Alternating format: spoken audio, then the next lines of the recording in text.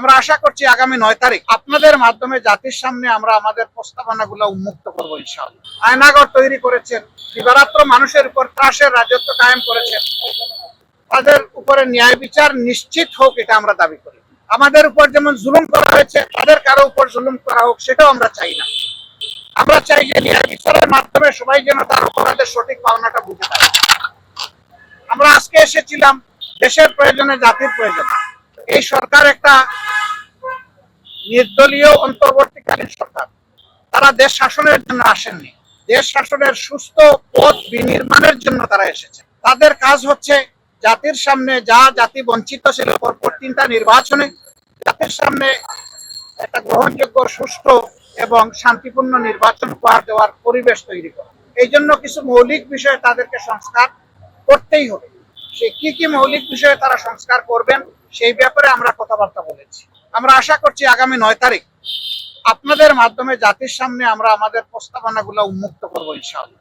আর যখনই হয় আপনারা দাওয়াত পাবেন, আমরা অবিলম্বে আমাদের চিন্তা জাতির সামনে তুলে ধরবো যে কি সংস্কার এই মুহূর্তে প্রয়োজন, কি সংস্কার পরবর্তী পর্যায়ে আমাদের লাগবে, সেই জিনিসগুলো আমরা জাতির সামনে তুলে ধরবো। এর পাশাপাশি দেশের চলমান আইন শৃঙ্খলা পরিস্থিতি নিয়ে এখানে কথা হয়েছে, এবং এই ক্ষেত্রে জনগণ আর বর্তমান সরকার একসাথে কিভাবে পারস্পরিক সহযোগিতার মাধ্যমে আইন শৃঙ্খলা পরিস্থিতির আরো উন্নয়ন সাধন করতে পারে এবং সকল ধরনের ষড়যন্ত্রের বিরুদ্ধে জাতিকে ঐক্যবদ্ধ রাখতে পারে, সেই বিষয়গুলো নিয়ে আমাদের এখানে কথা বলতে হবে। আমরা আশা করছি এই বর্তমান অন্তর্বর্তীকালীন যে সরকার আছে, তারা কোনো ধরনের পক্ষ বিপক্ষের মানসিকতা না নিয়ে বরঞ্চ নিরপেক্ষ দৃষ্টিকোণ থেকে তারা দেশকে একটা ভালো জায়গায় নিয়ে একটা সুষ্ঠু নির্বাচন তারা দিতে সক্ষম হবে। এবং এই ক্ষেত্রে এইটাও আমরা আশা করছি যে এই সময়টা নাতি দীর্ঘ হবে। আমরা শুরু থেকে বলে আসছিলাম সংস্কারের জন্য সরকারকে আমরা যৌক্তিক সময় দিতে চাই। সেই যৌক্তিক সময়টা কি হবে এটা নিয়ে অচিরেই আমরা কাজ করব এবং সেটা আপনাদের সামনে ইনশাল্লাহ চলে আসবে। আমরা আশা করছি খুব দেরি হবে না।